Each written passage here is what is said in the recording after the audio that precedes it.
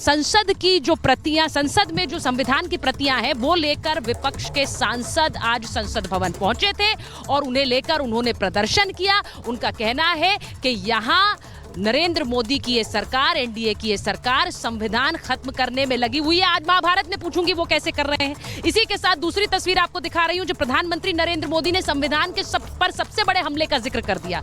जवाब में प्रधानमंत्री ने जब शुरुआत हुई तो सीधे कह दिया कि सबसे बड़ा हमला संविधान पर इमरजेंसी का वो काला अध्याय था। कल 25 जून है और इमरजेंसी को 50 साल पूरे हो रहे हैं, उसे भूलिएगा मत। आज महाभारत यहां संसद भवन से उसी पर कर रही हूं। पहले एक रिपोर्ट देख लीजिए।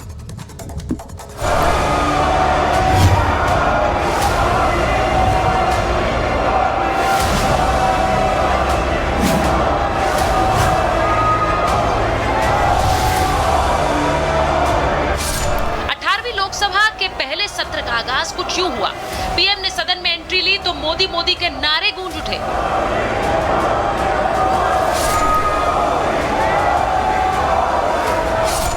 तीसरी बार प्रधानमंत्री बनने के बाद जब मोदी संसद पहुंचे, जो लोकसभा का सदस्य निर्वाचित हुआ हूं, ईश्वर की शपथ लेता हूं। मैं अमित अनिल चंद्र शाह जो लोकसभा का सदस्य निर्वाचित हुआ हूं।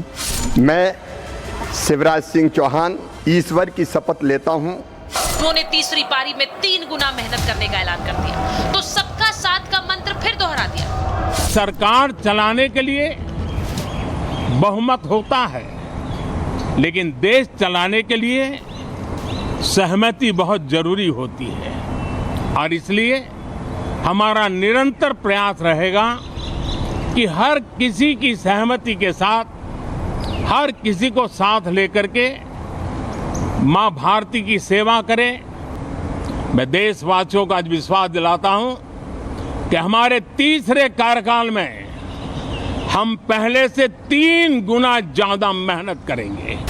मोदी सबको साथ लेकर चलने की बात कर रहे हैं तो विपक्ष विरोध की बात कर रहा है, जिसकी गवाही दे रही है ये 2 तस्वीरें। एक तरफ अखिलेश यादव और उनके साथ सपा के बाकी 36 सांसद हैं जो हाथ में संविधान लेकर पहुंचे, तो दूसरी ओर सोनिया गांधी और खड़गे समेत विपक्षी नेता हैं जो संविधान की प्रति लहरा रहे हैं। यानी संविधान के नाम पर विपक्ष मोदी को घेरने की तैयारी ही करके आया था। मोदी जी संविधान को तोड़ने की कोशिश किए, इसीलिए आज सभी पार्टी के नेता लोग एक होकर ये जो प्रोटेस्ट कर रहे हैं। देश की समझदार जनता ने इस बार लोकतंत्र बचाने के लिए, संविधान बचाने के लिए जो मतदान किया है, सबसे पहले मैं जनता का धन्यवाद और आभार प्रकट करूंगा। 25 जून याद रखना चाहिए और देश से माफ़ी मांगनी चाहिए, लेकिन माफ़ करने लायक नहीं। जमाने के बेहतरीन 19 महीने जिन लोगों ने गुजारे हैं वो दिन कभी नहीं वापस आ सकते हैं और भारत एक डेमोक्रेटिक कंट्री है और उस समय तानाशाही की पराकाष्ठा थी। मोदी ने विपक्ष के लोकतंत्र और संविधान कार्ड को पहले ही दिन फ्लॉप कर दिया और कांग्रेस को आपातकाल की याद दिलाकर आईना दिखा दिया। भारत के लोकतंत्र में जो काला धब्बा लगा था उसके 50 वर्ष हो रहे हैं। भारत के संविधान को पूरी तरह नकार दिया गया था, देश को जेल खाना बना दिया गया था, लोकतंत्र को पूरी तरह दबोच दिया गया था।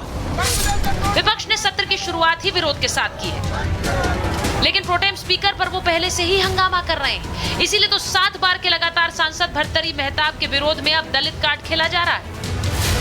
कांग्रेस कह रही है के सुरेश को इसलिए नहीं बनाया क्योंकि वो दलित है। भाजपा सरकार ने सिर्फ कांग्रेस पार्टी, इंडिया अलायंस या के सुरेश को नहीं नकारा है, भारत के दलित समाज को उनके एक महत्वपूर्ण समय से, महत्वपूर्ण एक पल से उनको नकारा है। जो ट्रेडिशन है, नियम है, उसी में हम लोग बांधे हुए हैं और ट्रेडिशन से चलेंगे। संविधान और नियम उसी के तहत हम लोग काम करते हैं और उसी में हम लोग बंधे हुए हैं।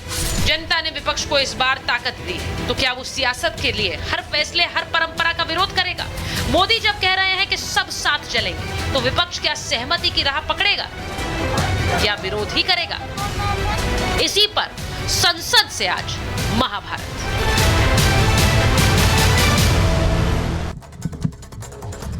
और आज महाभारत में मेरे साथ साथ जो मेहमान है परिचय आपसे करा देती हूँ। बीजेपी के प्रवक्ता शिवम त्यागी को आप देख सकते हैं। हमारे साथ एलजेपीआर के प्रवक्ता अजय कुमार जी हैं। प्रोफेसर धर्मेंद्र यादव है, समाजवादी पार्टी के प्रवक्ता हैं। हमारे साथ अनुज आत्रे जी हैं, राजनीतिक विश्लेषक हैं, कांग्रेस का पक्ष रखेंगे। कंचना यादव जी आरजेडी की प्रवक्ता हैं। मैं सबसे पहले एक बार बड़ी खबर आप लोगों को बता देती हूँ। बड़ी खबर जो आ रही है हमारे पास वो ये कि कल मौजूदा सरकार स्पीकर के नाम का ऐलान कर देगी। ये इस वक्त दर्शकों को बता दूं 26 तारीख को स्पीकर का चुनाव होना है, सदन में होना है, लेकिन उससे पहले कल स्पीकर के नाम का ऐलान कर दिया जाएगा। यानी किस पर मोहर लगाई है, किस नाम पर सहमति बनी है, और उस नाम पर एक तरह की आम राय बनाने की भी कोशिश होगी, क्योंकि ये नाम पर मोहर भले ही बीजेपी लगा रही है, लेकिन उस पर एक आम राय बनाने की कोशिश सब तरफ से की जाएगी। आज प्रधानमंत्री ने कहा कि हम सरकार चलाएंगे बहुमत से नहीं, सहमति से। तो अब जब स्पीकर का नाम का कल ऐलान होगा तो मैं उम्मीद कर रही हूँ उस पर भी सहमति होगी। मुझे लगता है होनी चाहिए। लोकतंत्र में कहीं ना कहीं चाहे वो स्पीकर का विषय रहा हो, हमेशा से ही कोई बहुत ज़्यादा परेशानियां रही नहीं है। दोनों तरफ से सहमति बनी है, सिर्फ मैं अगर एक बार को छोड़ दूं तो।